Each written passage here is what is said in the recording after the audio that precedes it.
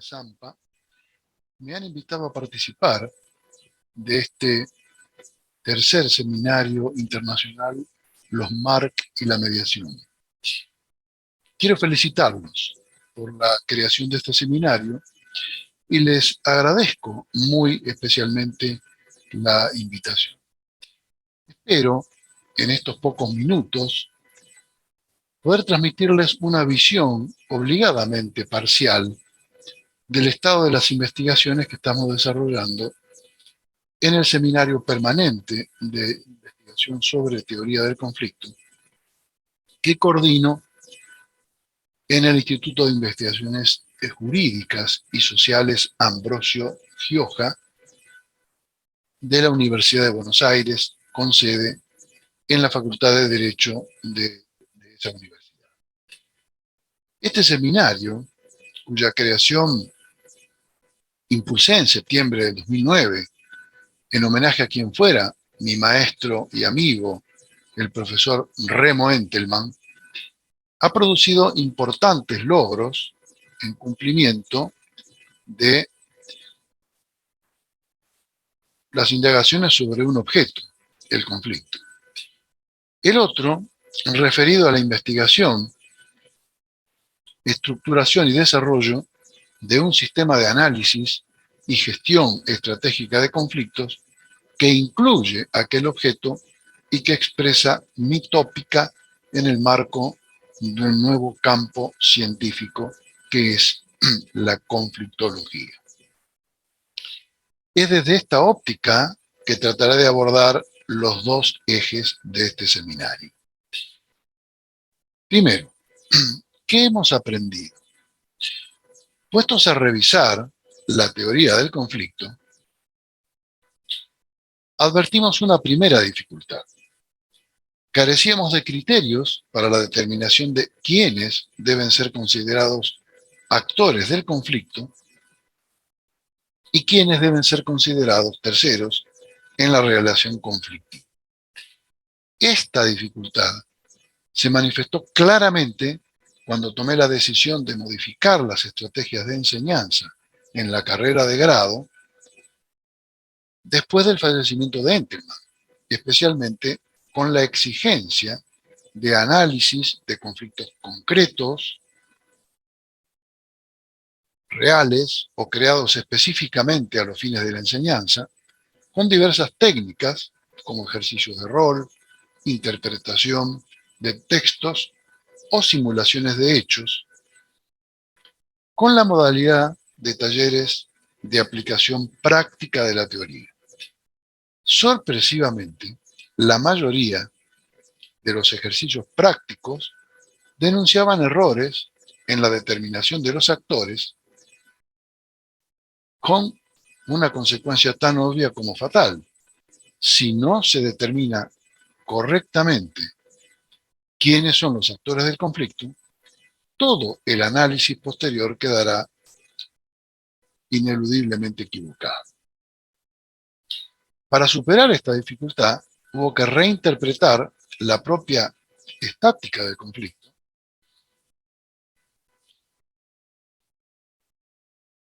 en el sentido que cuando uno se interna en las tareas de establecer de qué se trata en realidad toda la estática, se encuentra con que existen cuatro grandes temas: los actores, los terceros, la clasificación de los conflictos y la teoría de Kaplan relacionada con la posibilidad de pensar triádicamente el fenómeno de conflicto. Si uno hace una segunda aproximación y selecciona los aspectos que se refieren claramente al tema actores, puede concluir que se encuentra aquí con el específico capítulo 3, con el 5 y con el 7.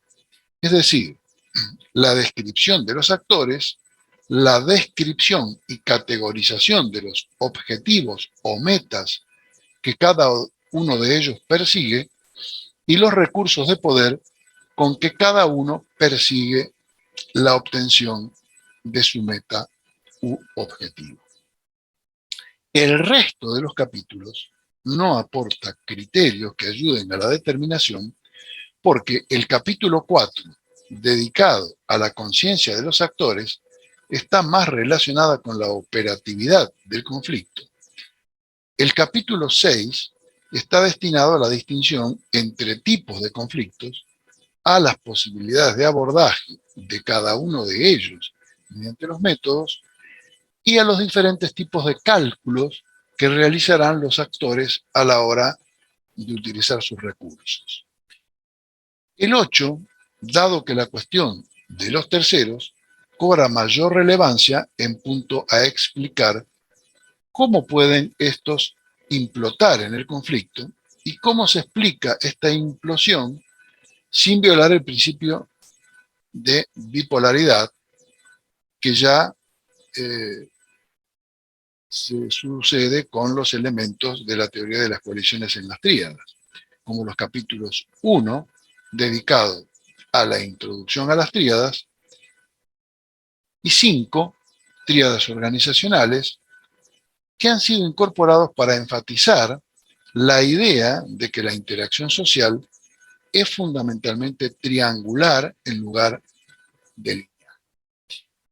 De modo que sostuve que no será difícil entender como criterio que será actor todo aquel que, primero, persiga una meta u objetivo relacionada con la incompatibilidad que provoca la situación bipolar de conflicto, enfatizando que actores son los que conforman la incompatibilidad original, que, permítaseme el término figurado, crea el conflicto. Y dos, que disponga de recursos de poder para procurar la obtención de esa meta u objetivo, aclarando que todo recurso, para ser poder, debe cumplir dos requisitos. El primero, ser propiedad del actor, y el segundo, que el propietario de ese recurso tenga voluntad de usarlo, dependiendo esa voluntad de un cálculo de costo-beneficio. Y otro tanto ocurría con los terceros. Si bien respecto de estos fue necesario previamente despejar algunas confusiones. La primera de ellas, con relación a las alianzas o sus homónimos, como la coalición, liga, entente, frente, bloque, que según Freud es una clase de tercero que participa en el conflicto. Pero cuando Entelman describe a este tipo de tercero, si bien se refiere a la clasificación de Freud, no cita a las alianzas y sus homónimos. Recién se refiere a ellas en la nota 1 de la página 143. A pesar de eso, mi conclusión es que las alianzas y sus homónimos son terceros. La segunda está relacionada con los disuasores y persuasores, cuya inclusión en la categoría de los que participan en el conflicto aparece por lo menos contradictoria, ya que en la página 135, al hacer mención a ellos, el autor se refiere a tres tipos entre los que no se encuentran los disuasores y persuasores. Recién aparece el disuasor en la página 141 y el persuasor solo por asimilación. A pesar de esto, como en el caso de las alianzas y de sus homónimos, también creo que los disuasores y persuasores son terceros. Formuladas estas aclaraciones, pasaré a precisar los criterios para la determinación de los denominados por el autor como terceros que participan en el conflicto y las condiciones para su implosión en el campo conflictivo. En cuanto a las alianzas y sus homónimos, deberán reunir los mismos requisitos que los actores, es decir, perseguir una meta u objetivo relacionada con la incompatibilidad que provoca la situación bipolar de conflicto y disponer de recursos de poder para obtener esas metas u objetivos. Los protectores deben exhibir alguna meta u objetivo que coincida con el del actor o actores protegidos y disponer de recursos que les permita perseguir esa meta u objetivo. En cuanto al tertius godens, digamos primero que puede adoptar diversas modalidades, como el denominado divide y vencerás, a través de sus múltiples modalidades, fragmentando a un actor unificado, alentando a una de las partes a traicionar a la otra, etc. 2. Obtener ventajas de la competencia entre los otros, como en el caso del consumidor en una economía de libre mercado en la que cada competidor pugna con los otros para imponer su oferta. 3. Obtener ventajas por el manejo de mayor cantidad o calidad de información dentro de una organización respecto de otras áreas de ella. En segundo lugar, hay que destacar que estos terceros ventajistas solo funcionan en escenarios de incompatibilidades ajenas. Si los que están en conflicto se unen, la posición favorable del tertius se disuelve. Por lo tanto, y sin perjuicio de que esta clase de tercero se caracteriza por perseguir metas o objetivos diferentes a los que persiguen los que crearon el conflicto, la condición para que imploten en el campo será la de contar con recursos de poder para influir en el resultado del conflicto. Recursos que ponen a disposición del bando en el que se alinean a cambio de ventajas. En cuanto a los disuasores y persuasores, si bien la meta u objetivo de estos terceros generalmente es poner fin al conflicto y como tal diferente de la de aquellos que crearon el conflicto, el requisito que deben reunir para implotar en el campo conflictivo es contar con un poder relativo superior a estos. Recordemos que la oportunidad de incorporación de los terceros al campo conflictivo en general se produce durante el proceso de desarrollo del conflicto que crearon los actores. Como tercer aspecto, debo señalar que la orfandad de términos que se nos presentaban a la hora de describir los fenómenos de fragmentación de los actores colectivos, porque no quedaba claro qué derivaciones prácticas tenía el supuesto.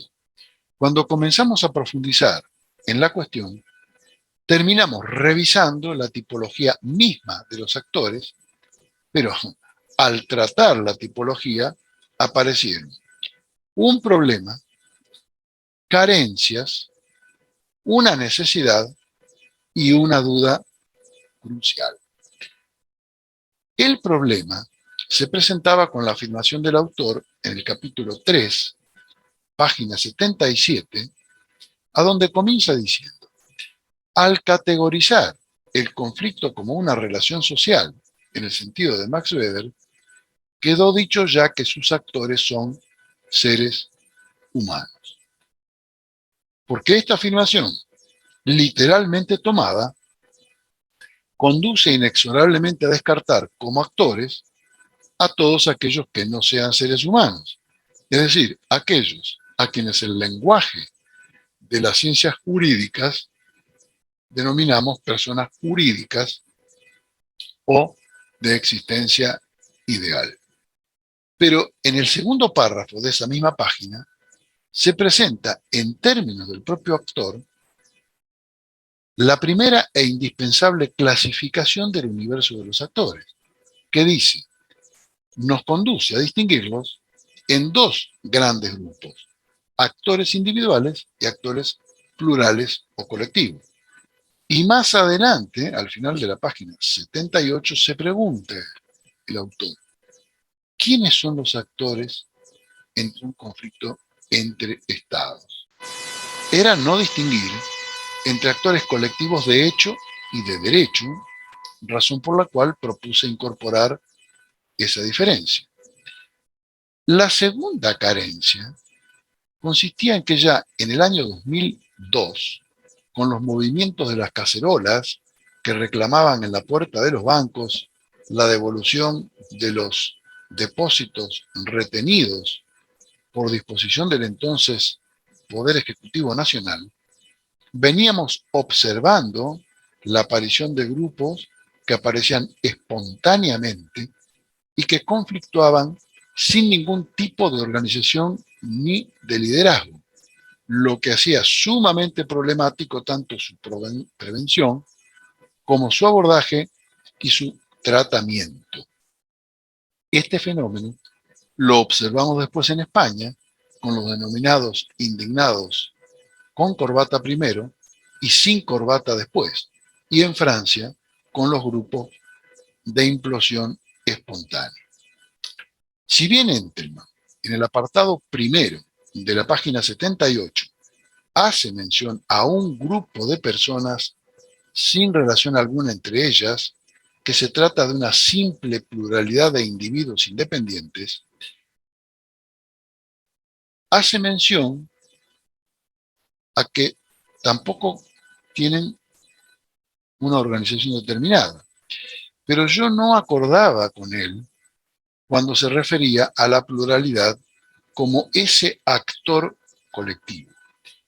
De manera que propuse separar ese supuesto de la categoría de actor colectivo para tratarlo como una simple pluralidad de actores que, si bien persiguen las mismas metas u objetivos, carecen de toda organización y conservan las individualidades. Tenía entonces una tipología que integraba actores individuales, actores colectivos de hecho y de derecho, y la simple pluralidad de actores, con una particularidad respecto de estos últimos. En su devenir, algunos de ellos podían organizarse de hecho o de derecho, con lo que esa parte se separaba de la simple pluralidad para conformar un colectivo de hecho o de derecho. Y entonces apareció la necesidad darles nombre a esas fragmentaciones, con lo que denominé sector a la fragmentación del actor colectivo organizado de derecho, intergrupo a la del actor colectivo organizado de hecho, y agrupamiento a quienes se separaban de la simple pluralidad para organizarse de hecho o de derecho. El cuarto aspecto apareció como duda acerca de la designación de las partes de la incompatibilidad. Con los conflictos que enfrentan dos actores individuales no había dificultades. Pero cuando las partes se integran con más de un actor, o cuando en los colectivos se produce la fragmentación y ella no es neutral, sino que comparte las metas u objetivos de la otra parte, ¿cómo se designa este fenómeno? Y entonces sugerí el término bandos para describir la incompatibilidad. Bandos que pueden ser de composición simple o múltiple. Y como una sucesión de antecedentes y consecuentes, se sumó el campo conflictivo como espacio que contiene a los bandos y el contexto que permite observar y comprender particularidades del bando conflictivo. Estas modificaciones fueron aprobadas por unanimidad por los miembros del seminario de investigación, lo que llevó a una conclusión. El conflicto no es ahora entre actores, sino entre bandos. Por lo cual, hoy hemos aprendido una nueva definición de conflicto. A saber, conflicto es una relación social de desacuerdo entre bandos de conformación simple o múltiple integrados por actores individuales o por una simple pluralidad de actores o por actores colectivos organizados de hecho o de derecho, cohesionados o en su caso sus fragmentaciones, que permitan metas u objetivos incompatibles y que deben tener conciencia de estar en conflicto como condición de operatividad. Déjenme decirles que el seminario está revisando íntegramente la teoría del conflicto, pero el límite de tiempo de esta exposición me obliga a dejar aquí otras novedades. En cuanto a los nuevos escenarios, estoy absolutamente persuadido que estamos asistiendo al final de los métodos para dar lugar a los sistemas. Muestra acabada de esto es el modelo sistémico de análisis y gestión estratégica de conflictos que integra a través de sus subsistemas diversas áreas del conocimiento y a través de sus ejes operativos las metodologías para la intervención en todo tipo de conflictos. Este sistema, que se enseña en la carrera de grado de abogacía por mi equipo de la Facultad de Derecho de la UBA, es el objeto actual de investigación del seminario y viene siendo expuesto por mi parte en numerosas publicaciones, y especialmente en mi último libro, El conflicto como sistema, que publicó en abril del año pasado la editorial Astrea de Buenos Aires. Espero haberles incorporado cuestiones de interés. Muchas gracias.